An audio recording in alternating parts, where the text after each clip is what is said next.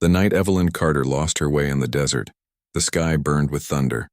Wind howled through the canyons like the voice of something ancient, and rain lashed at her shawl until it clung to her skin. Her horse had bolted hours ago when the first lightning struck, leaving her stranded among the rocks and shadows of a land she had only ever heard about in whispers. Apache country. She tried to keep her courage, repeating prayers her mother once taught her, but each flash of light revealed the endless, jagged horizon and her own smallness within it. When she stumbled on the cabin, she thought for a moment it was a mirage. A single, rough-hewn structure tucked between pines, smoke curling from the chimney like a promise of life. She called out, her voice trembling from exhaustion, and the door opened. Not wide, just enough for her to see the man who stood behind it. He was tall, his dark hair tied back with a strip of leather, his eyes deep as the storm itself. "You should not be here," he said in a low, steady voice, accented but clear. "The night is dangerous." Evelyn could barely breathe. She had heard of Apaches all her life, wild stories of raids, warnings of vengeance, but the man before her wasn't the monster those tales described.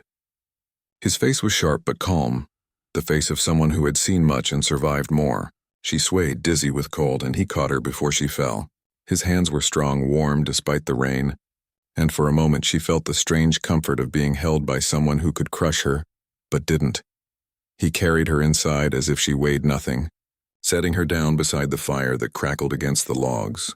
The cabin smelled of wood smoke and sage. She watched him as he moved, quietly with the grace of a mountain cat, as he placed a blanket around her shoulders and poured something hot into a clay cup. "Drink," he said simply. She obeyed, the warmth of the broth sliding through her throat and easing the ache in her chest. "My name is Evelyn," she whispered. The man nodded once, sitting across from her. "Tahan," he said. Then silence filled the room, heavy and intimate, broken only by the fire and the rain beating on the roof. It was then that she noticed the marks on his hands, small scars that caught the light when he moved, and the deep shadow in his eyes, the kind that came from carrying a burden no one could name. She wanted to ask what had made him live alone out here, but something about his stillness warned her not to. Instead, she wrapped the blanket tighter and studied him as he watched the flames. "You came far," he said after a while. "Why?" She hesitated, then confessed she had been traveling west, following her brother's wagon train until bandits scattered their group. "I thought I could find them," she said softly, "but I lost the trail." Tahan's expression didn't change, but she saw the faintest flicker of concern in his eyes. "The mountains don't forgive the lost," he said. "You will stay until the storm passes." She wanted to thank him, but his tone carried a weight, a warning. His gaze drifted to the fire again, his jaw tightening. "It is better that you keep your distance," he added in a quieter voice, one that made her heart tremble, though she didn't understand why. "I am not always in control." Evelyn's breath caught. The firelight cast gold and red across his face, making him look both human and untamed. Like the wilderness itself, she didn't know whether to be afraid or to trust him, and the strangest part was that both instincts felt right. "You saved me," she murmured. "If you were dangerous, you wouldn't have done that." Tahan's eyes lifted to hers, dark, searching, filled with something she couldn't name. "You don't know what danger is," he said softly. Then he stood and moved to the far side of the cabin, his shoulders tense, his hands fisting as if he were holding back something fierce inside. Evelyn lay awake long after he stopped moving, the storm outside raging, her thoughts tangled between gratitude and fear. Every time the lightning flared, she caught a glimpse of him, standing by the window watching the night like a guardian or a prisoner. She didn't know which, but one truth began to form in her heart. Whatever haunted him, whatever he meant when he said he couldn't control himself, she would find out. Because something in his eyes had already claimed her curiosity, and something deeper she didn't dare name. When dawn finally broke, the storm had washed the world clean. A pale light spilled through the cracks in the shutters, and Evelyn woke to the smell of rain-soaked earth and wood smoke. For a moment, she didn't remember where she was. Then she saw the woven blanket around her shoulders and the carved patterns on the log walls, symbols she didn't recognize, but that felt old and reverent. Across the small room, Tahan was kneeling by the hearth, feeding the fire with a handful of cedar chips. His hair fell loose now, dark as the coals, and the early sun drew copper along his skin. He turned when he heard her stir. "You slept," he said simply. Evelyn nodded, though her heart raced. She wanted to thank him again, But the words tangled in her throat. Everything about him, the quiet way he moved, the control in his voice, seemed balanced between gentleness and danger, as if each breath was a decision. He handed her a tin cup of hot water steeped with herbs. "Drink, you need strength." The bitterness surprised her, but it steadied her hands. She tried to smile. "Do you always find strangers in the rain?" she asked. For the first time, the corner of his mouth lifted. "No," he said. "Usually the desert keeps them." It was almost a joke, yet there was sadness beneath it, a memory of people the desert had not spared. Evelyn followed his gaze to a small carving on the shelf, a woman and a child shaped from bone, smoothed by years of touch.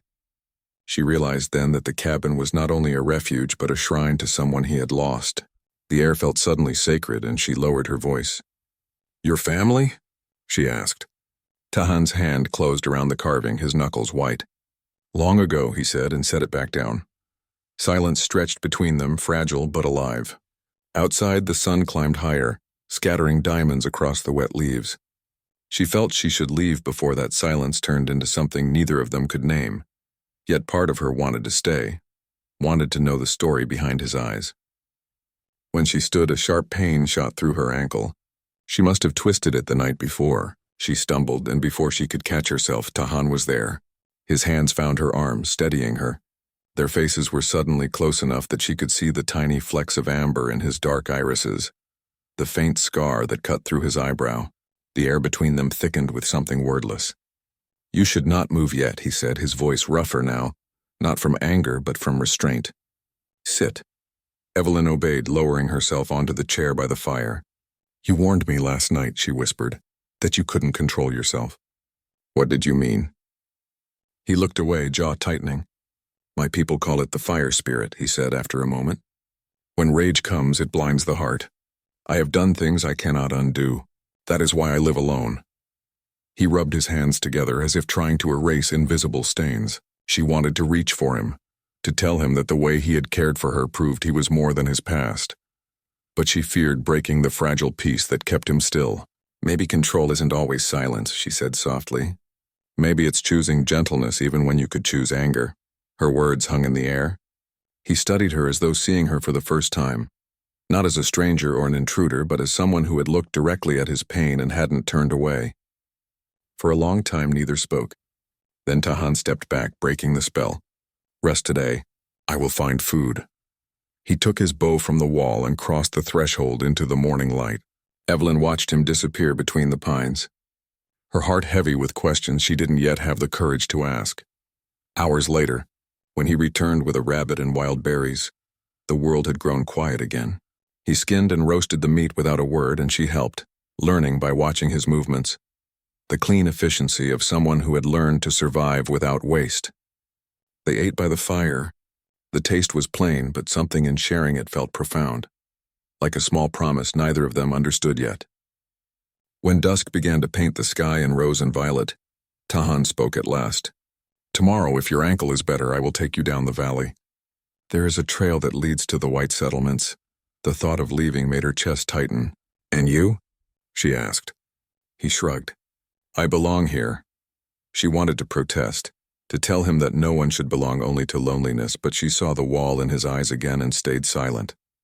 Instead, she reached into her satchel, pulling out a small silver cross, the only thing she had left from her mother, and placed it on the table between them. "Then let this stay here," she said. "So you remember someone cared, you saved a life." Tahan looked at the cross, then at her, and something shifted in his face, something unguarded and tender. He nodded once, a silent acceptance. That night, as the fire burned low, Evelyn lay awake listening to the slow rhythm of the rain dripping from the roof. She could sense him near, sitting by the window as before, keeping watch. The world outside was full of shadows, but inside the cabin there was warmth, and in that warmth the faint beginning of trust. She didn't know what tomorrow would bring, whether she would leave or stay, but she knew one truth: she was no longer afraid of him. And somewhere deep within, she suspected he was beginning to fear her a little, not because she was a threat, but because she had seen the man he fought to hide. The morning came bright and sharp, the air washed clean by the rain. Mist hung like silver veils between the pines as Tahan saddled his horse. Evelyn's ankle ached but held her weight. When he saw her testing it, he frowned, half scolding, half amused. "You walk on pride," he said. "It's a strong medicine," she smiled. "It's all I have left." He helped her mount behind him, his hands steady at her waist. The contact startled her, warm through the fabric of her dress, and for an instant she felt the wild beat of his heart beneath her palm. Then they were moving, the horse's hooves splashing through puddles, the valley opening ahead like a long green promise. They rode for hours. Birds broke from the trees in sudden flights. Deer watched from the ridges. The silence between them grew comfortable, filled with the rhythm of breath and hoofbeats. When they paused at a stream, Evelyn knelt to wash her face. The water was icy and clear. She looked up to find Tahan watching her reflection, not with possession but with wonder, as if he could not decide whether she was real. "Why do you look at me like that?" she asked. He shrugged. "You do not belong to this place, yet you move through it like someone born here." She laughed softly. Maybe the land decides who belongs. By midday, the trail narrowed into stone cliffs. Tahan's eyes swept the ridges constantly. "Apaches from another band hunt here," he murmured. "They do not know me." Evelyn's pulse quickened. "Is it dangerous?" He nodded once. "If they see you, they will think you are a captive." She saw the tension in his shoulders, the way his hand hovered near the knife at his belt. Without thinking, she touched his arm. "Then I trust you to keep us safe." It was a simple sentence, but it changed everything. His gaze met hers, steady, fierce, full of something that wasn't just protection but need. "Do not trust too easily," he whispered. "It can break a man." They moved again, quieter now, shadows sliding across the canyon walls. When the first shout echoed from above, Tahan reacted before she could breathe. He pulled her down behind a fallen tree as arrows struck the ground beside them. Two riders appeared on the ridge, dark shapes against the sun. Tahan returned a call in his own tongue, sharp and commanding. A long pause followed. Then the riders turned away, their silhouettes fading into the cliffs. Evelyn realized she was shaking. Tahan's hand was still over hers, the strength in it anchoring her back to the world. "They thought I was one of them," he said. "They will not return." She looked at his face, so close she could see the thin bead of sweat at his temple. "You could have been killed." He smiled faintly. "So could you." They camped that evening where the river curved through a field of tall grass. The sunset spread in streaks of gold and crimson, and the air smelled of sage and rain. Tahan built a small fire. Evelyn helped gather wood, her dress catching burrs she didn't bother to remove. They ate in quiet companionship. When the light faded, he brought his blanket to her side of the fire. "It will be cold," he said. She hesitated. "And what if you can't control yourself?" She teased softly. His answering smile was small but real. "Then I will sit far enough away to remember that I can." For a long time they watched the flames. The fire painted their faces with shifting light, and every so often their eyes met and turned away again like waves touching and retreating. She told him about her home in Missouri, the orchard, the scent of lilac after rain, the brother she hoped was still alive somewhere west. In turn, he spoke of the high desert, of eagles and red canyons and the songs his mother used to sing when the wind changed. His voice softened when he spoke of her, and Evelyn felt a tenderness she had not expected, a desire not to fix him but to understand him. When she grew drowsy, he spread his blanket over her shoulders. She opened her eyes once more to find him watching the stars. "Tahan," she whispered, "when this is over, what will you do?" He took a long breath. "I will go back to my mountains." "They are all I know. And if I asked you not to?" she said without thinking. His head turned toward her, and in the starlight she saw the conflict in his eyes, a battle between duty and longing. "Then I would lose what keeps me human," he said quietly. "But maybe it would be worth it." She drifted to sleep, hearing the river's song and his slow breathing nearby. Before dreams claimed her, she felt him place something beside her hand, a feather bound with a strip of red cloth. When she woke at dawn, the feather was still there, glowing softly in the first light, a silent promise, fragile and wild. By the third day, the valley widened into rolling hills. The air lost its sharpness. They could smell grass and smoke from faraway chimneys. Evelyn knew civilization lay just beyond the ridge, yet each step toward it felt heavier. Tahan rode ahead, silent, his posture unreadable. She studied the way the wind caught in his hair, the stillness of him even in motion. "You can see the trail from here," he said when they reached the crest. Below them stretched the faint line of wagon ruts leading east.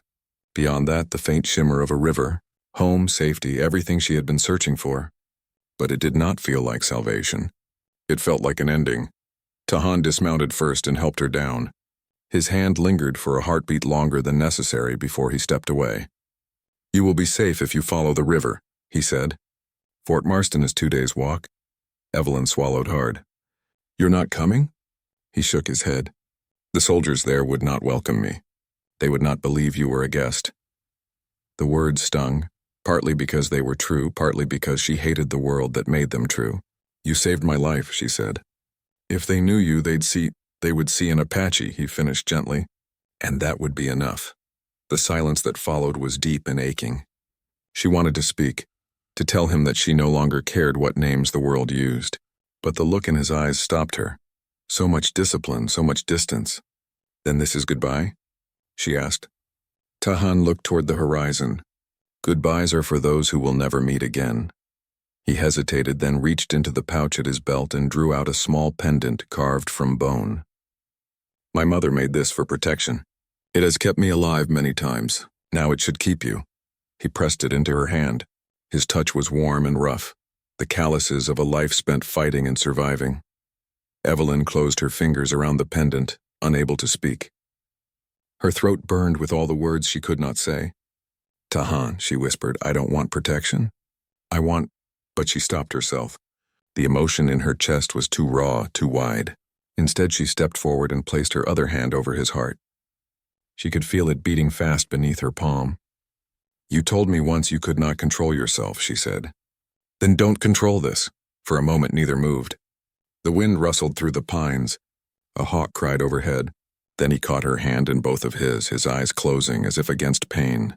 "If I let myself love you," he said hoarsely, "the world would take you from me and I would become what I fear most." Tears blurred her vision. "Maybe love doesn't break a man," she said. "Maybe it saves him." He opened his eyes then, and whatever walls he had built fell away. The depth in his gaze made her tremble, not from fear but from recognition, as if they had known each other in another life and were only now remembering.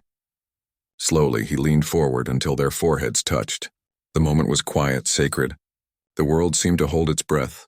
They stayed like that until the sound of distant thunder reminded them that time would not wait. Evelyn stepped back.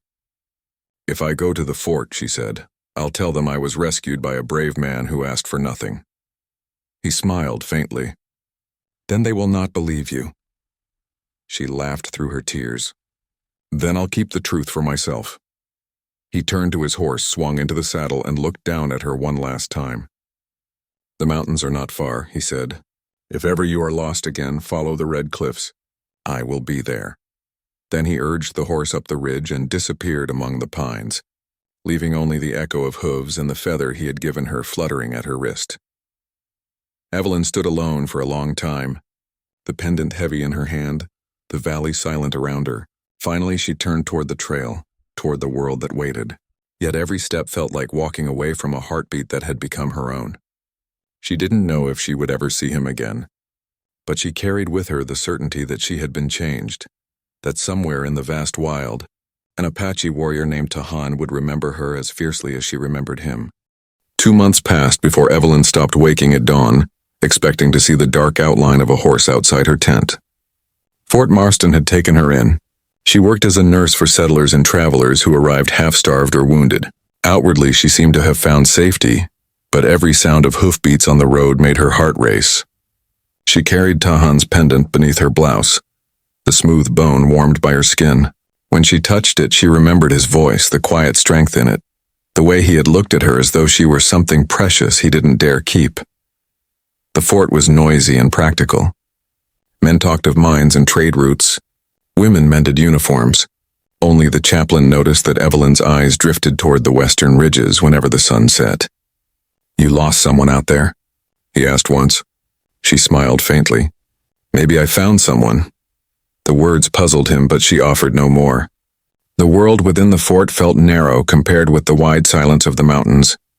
Sometimes at night she would climb the watchtower and stare toward the distant red cliffs. half expecting to see a small fire burning where his cabin might be. One evening, as autumn crept down from the peaks, a messenger arrived with word that a wagon train had gone missing in the high passes. The fort's commander organized a search party. Evelyn insisted on joining, arguing that they would need someone who knew herbs and first aid. The commander hesitated but relented. She rode with them 3 days into the wild, the air thinning, the forest deepening into gold and pine. On the fourth night, a snowstorm swept in without warning, scattering the group. Evelyn's horse stumbled on a hidden route and she tumbled into the drifts. When she looked up, the others were gone, the wind howling through the trees. For a moment, fear clawed at her. But then she saw a faint glow through the swirling snow. A cabin. Her heart stopped. She knew that light. She half ran, half stumbled toward it. The door opened before she reached it, and there he was. Tahan, broader-shouldered, older in the eyes, but unmistakably him. For a heartbeat, neither moved. Then he crossed the space between them and caught her in his arms. The smell of cedar and smoke, the steady thud of his heart, everything came rushing back. She tried to speak, but only managed his name. "Evelyn," he breathed, as if saying it proved she was real. He drew her inside, wrapped her in blankets, and set her by the same hearth where she had first woken months ago. Nothing in the room had changed except a single addition. Her silver cross hung above the door. The sight of it broke the last of her restraint, and she wept, tears of relief, of love, of belonging. When she could finally speak, she told him about the fort, the people, the endless noise that felt like walls closing in. "I thought I could live among them again," she said, "but I left something of myself here." He listened in silence, his hands folded, his gaze never leaving her face. "I watched the ridges every night," he admitted. "I told myself you had found your place, that you were safe. But the mountains were empty without you." He looked at the pendant resting against her collarbone. "You kept it," she nodded. "It kept me." Outside, the storm eased. Inside, the fire filled the cabin with warmth. There were no speeches, no grand declarations. Only a quiet certainty that neither belonged anywhere else. "You once said love would make you lose what keeps you human," she murmured. He smiled a small, unguarded smile. "Then let me lose it." He reached for her hand and pressed it to his chest. Beneath her palm, his heartbeat was steady and strong. In that moment, she understood that control had never been his enemy. Fear had. And together, they had already defeated it. Winter settled around the mountains, but their days filled with work and peace. They hunted, fished, mended the cabin. Evelyn learned the names of stars in his language. Tahan learned to read her small English Bible by firelight, tracing the letters as she spoke them aloud. Sometimes they rode to the valley to trade herbs for flour or needles, keeping to the quiet paths where no soldiers ventured. Word spread among the nearby tribes of the Apache healer and his white-skinned wife, who could calm a fever with a touch. The world might never have understood them, but the mountains did. The land that had once been their prison became their promise. In spring, the river swelled with snowmelt, and the meadow bloomed with blue lupine. Evelyn stood on the ridge one morning, watching sunlight spill over the peaks. Tahan came up behind her, wrapping his arms around her shoulders. "You see?" he said softly. "The storm always passes." She leaned back against him, closing her eyes. "And sometimes," she whispered, "it brings us home." He kissed the crown of her head, lightly, reverently, as if sealing a vow. They built a small garden behind the cabin that summer. By autumn, the first shoots of corn and sage rose beside the door. Travelers who passed through spoke later of seeing smoke from a chimney high in the hills and hearing laughter carried on the wind. They never knew the story, only that somewhere in the wilderness 2 souls had found what the world below still searched for. Peace. End of story.